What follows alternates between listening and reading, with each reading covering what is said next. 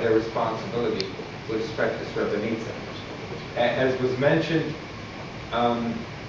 it was NATO that was supposed to come to the aid of Srebrenica and the UN peacekeepers, and they never did. Under significant pressure from myself at that time as ambassador of the Bosnia to the United Nations, but also Danilo Turk, who was the Slovenian ambassador and then president, under Bianca Jagger and Prince Zayed of Jordan, who would have liked to have been with us here as the ambassador of Jordan now, but at that time actually he was in Zagreb when Srebrenica fell. We demanded the UN undertake an investigation of what happened at Srebrenica. That investigation was only half complete. Half complete because in the end it was sanitized by many capitals, but most importantly because many of the capitals undertook their own investigation of what happened in Srebrenica. The Dutch did, of course, but for their own purpose, which is kind of why do we look so bad. But the US, UK, France, Russia never undertook any responsibility. And what it really comes down to, and I don't want to be too long, so let me see if I can summarize, and I'll be happy to expand upon it during the question and answer. The UN is a place where you punt. If you don't know the English word punt, that means you kick something so you can get it away from you. The UN is a place where you punt all the problems you don't want to deal with.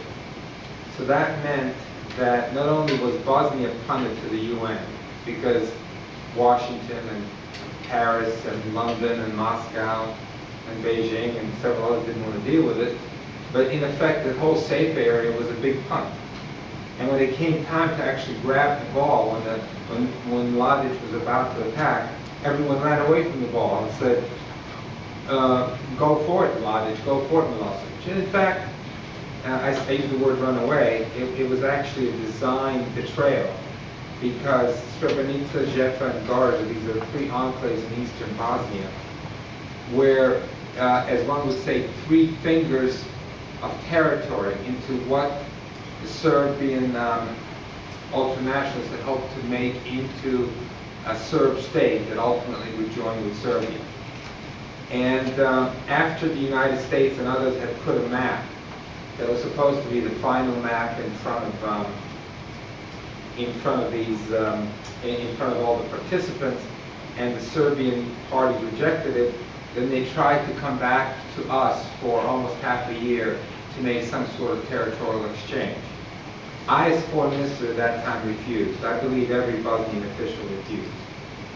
And I believe that the international mediators, and I've said this publicly in the past, Carl Bildt, General Janvier, Sushi Akashi, and a member of Holbrook's team, which I won't name because he's also passed away since. They, what I called at that time, gave Milosevic and Mladic a yellow light to attack Srebrenica and Zepa and Garza and create their own facts on the ground. In other words, if we wouldn't agree to make the changes, they would make them by force. Now, I'm not by any means going to suggest that they knew 8,000 people would be murdered, but they should have known that some people would die, and they should also know that this was a deal with the devil with many negative consequences. So I came here with the idea, I want to leave this here. We all know what happened in Srebrenica. We know all what Mladic did. We all know what the Serbian paramilitary did. It's not up to me to forgive. As I said at today's rally, actually it seems to me the mothers of Srebrenica are already well on their way to forgiving.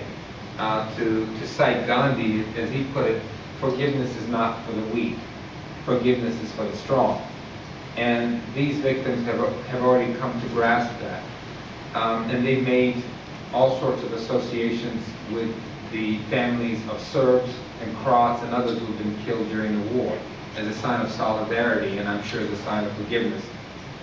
But it's for me not only to remember, and I wrote a recent article where I call it Remember the Alamo. For us it's Remember Srebrenica. But it's also to remind. And the remind is the most important part. So we remember, but it's not remembering with the purpose of mourning. Again, that's for the victims' families, but it's the purpose of reminding. What are we reminding? What hasn't been actually acknowledged within the region by so many people that there was a genocide. And what was the purpose of this war? That it was a genocidal war. It was a continuation of a program of genocide. What hasn't been acknowledged by people beyond the region, besides the half-hearted attempt by the UN to do a review of what went wrong, we never had Bill Clinton, who I actually consider a friend, go to Bosnia, even when he went to Srebrenica. Unlike what he did in Rwanda, he never apologized. And it was under his administration that there was at least a failure to act, and again I'm asserting that it was an overt failure to act. But there was a failure to act under the obligation that NATO had. We've never had an acknowledgement of responsibility from any of the other UN Security Council members. Again, remind, we have justice that is courts, international courts, the International Court of Justice. We have the International Criminal Tribunal for the former Yugoslavia, who said there was genocide. But what have been the consequences, besides punishing a few individuals? Neither the institutions or states responsible, and most importantly, what has been done to the victims? Also remember, Tanya, I'll disagree with you just on one point. The genocide in Srebrenica just happened to be the most visible, and happened to happen under the UN's nose. There were actually places in Bosnia where more people were murdered, and just a systematic. I agree with that. Yeah. So let me just say, it was the genocide that was founded by a court. Right. So right. Absolutely. So I've left that out. Yeah, But yeah. yes, there's some new reports that are actually horrific. Right. So the point of all of that is that the victims of genocide, as well as the perpetrators, have never felt any consequences. And if you see some of the recent work done, Refik may be able to expand upon it. There are films that show women who want to go back to places where they lived in mass camps, mass rape camps, and aren't even allowed to post a sign saying what this was. And there's a constant denial of these events. Someone asked me today, do I have any hate or even dislike? Absolutely not.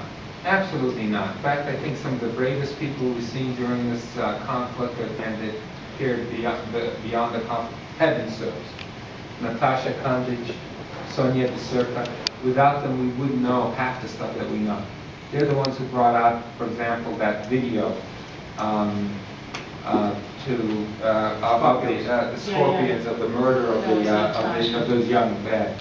So these women are brave and they represent the best of their society.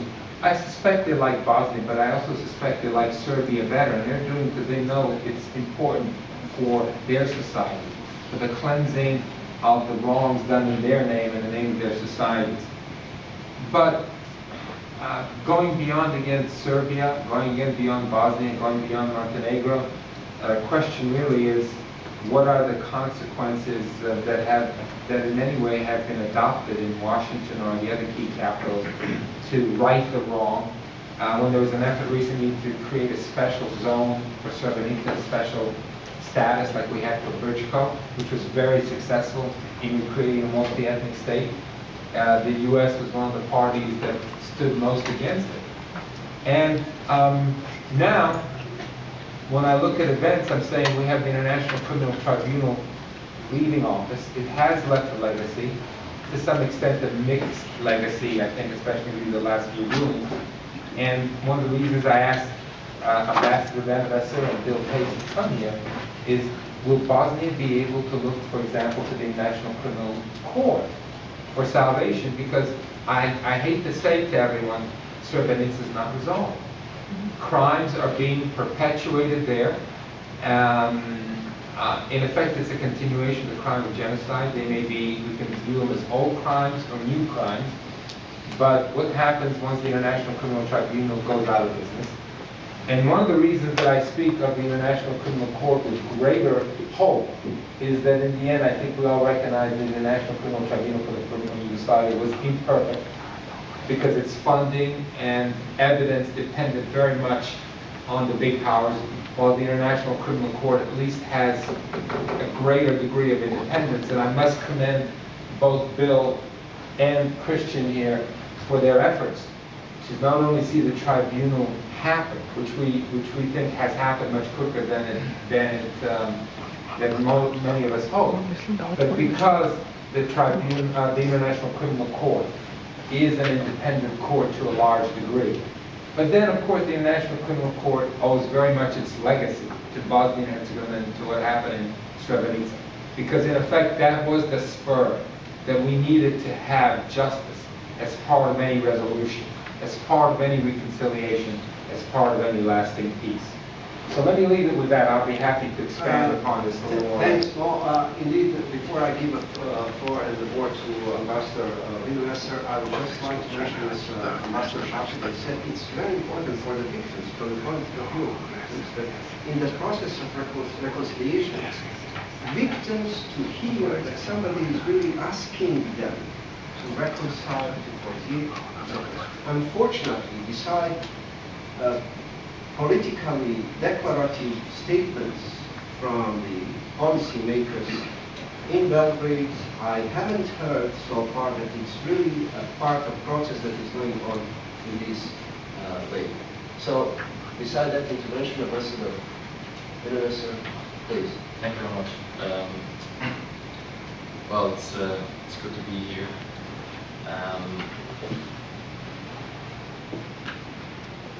I'm not going to talk for a very long time, just really three thoughts that I have in connection with the sad anniversary.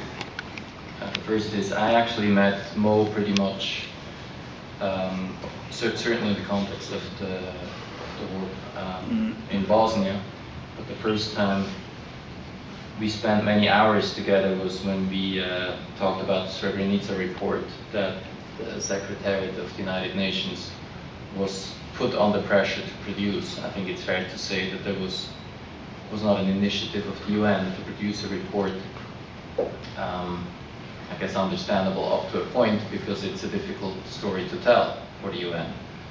But we wanted to have that report, and in a way it was an unprecedented thing that happened, because usually if the UN produces a report, at least officially, they sit together and they draft their reports and they kick it around and they produce drafts and drafts and takes and revisions and revisions. But at that time, they pretty much sat together with us and negotiated the report, because they did not want a report where some of us, and in particular, of course, the Bosnians, would go out and say this is a whitewash and you can throw this out. So we had very lengthy and difficult negotiations, if you want to call it that. And the purpose of that exercise was really twofold. One was to just have the story told, which I think is always the first thing in these processes. You always have to have the truth out, and you have to tell the story the way it happened. The second, of course, was to make sure that this would never happen again. And I'm not sure that we have succeeded really on either front. I don't think that report tells the full story. I think the report was as good as it could be under the circumstances. But I think most importantly, I don't think we have taken ourselves to a place where we can ensure that this is not going to happen again. And the reason I'm saying this is, in particular, what happened a couple of years ago in Sri Lanka, where you had over weeks and weeks a conflict going on where everybody knew precisely what was happening. What was happening was that the government of Sri Lanka seized the opportunity to eliminate and to eradicate, in the original version of the word, the Tamil tigers that they have been fighting for so long, and to do that at any cost. And at any cost meant at the cost of a massive loss of civilian lives. 40,000 people were killed. That is a story that has not really been told. And sadly, ironically, the UN later on established a panel to review its own actions for later rather lack thereof, in the face of the Sri Lankan crisis. Now, granted, it was a very different situation. So it was not a situation where you had UN peacekeepers on the ground.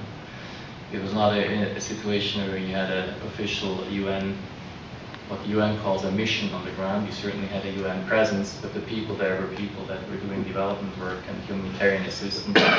But still, what it amounts to, at the end of the day, is the UN essentially standing by in silence while civilians were slaughtered. So unfortunately, we have not been able to take ourselves to a place where we can say we have the guarantees in place that this will not happen again. The second thought I have, of course, is on justice. Some of you are wearing these T-shirts saying justice is slow but reachable. Today is the 18th anniversary, and 18 years, I do believe, is a long time.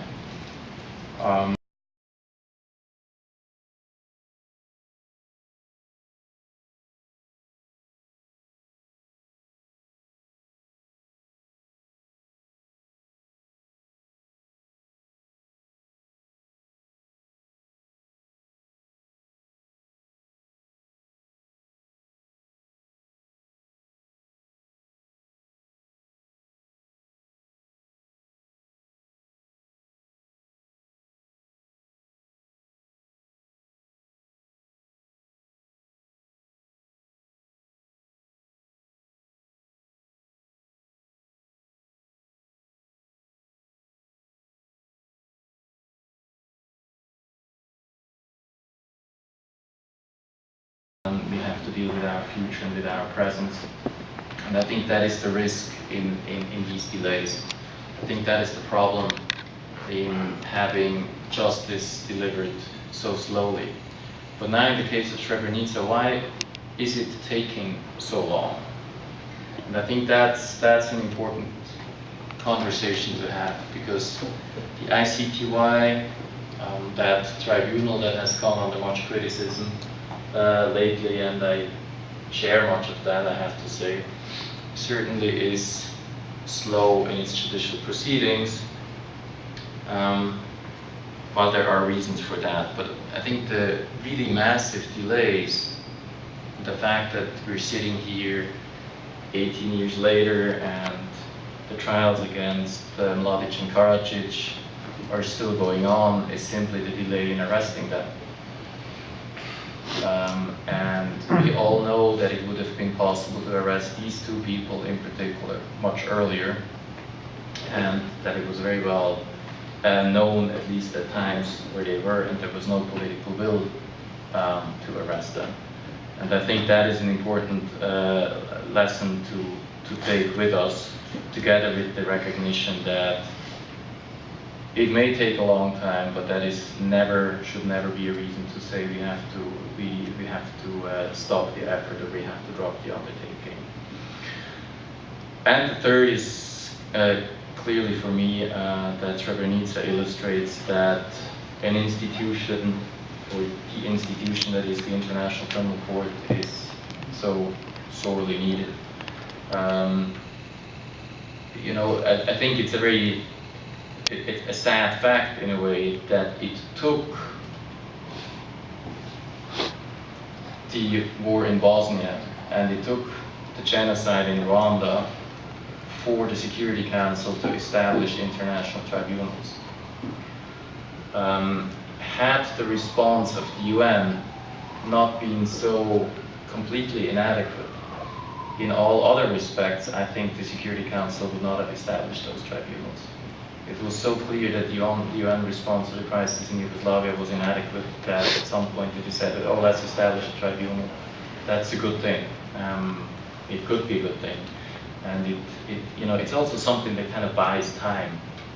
So you do a good thing, and it gives you 2 years of credibility, almost. And this is how politics works. I think that's that was part of the reason why the Americans started focusing on the Geneva II conference, because it distracted from the issue of the chemical weapons that they had put out such prominently as a red line. So this is something that You're talking about caught the Syria? line. Yeah, just in an aside.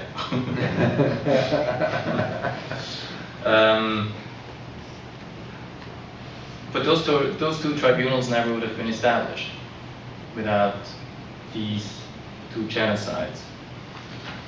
And as a result, the International Criminal Court, to my mind, never would have been established without having those ad hoc tribunals before that. So there is this one very good thing coming out of all these bad things, and that is that a permanent International Criminal Court that certainly is here to stay, is a tribunal that is not dependent on the Security Council, that is supported by 122 states at this point, and hopefully more, and that is also there for any situation in the world where these crimes may be committed. Of course, the court does not have universal coverage or reach at this point, but it does have that potentially if the Security Council decides to establish jurisdiction. So I think, in a way, the best way to honor the memory of the victims of Srebrenica is to ensure that justice is done before the ICTY, but also to strengthen the long-term legacy, which to my mind is the International Criminal Court. Thank you, Ambassador. Indeed. Bill, I would like to invite you to give us some thoughts. Thank you very much. I don't know if some of you in the back, there are 6 or 8 seats up here. You'd be welcome to. Please. Be interrupting. So come on up there. Well, all of the talking points that I prepared have been mentioned now 2 or 3 times. But of course that won't prevent me from mentioning them again. I remember that week in July of 1993 as the reports that evening came out and the horrific 1995, I'm sorry, and the horrific realization of what was unfolding, and I think this type of convocation is important to constantly have until we do succeed somehow in getting beyond these types of human plague spots that we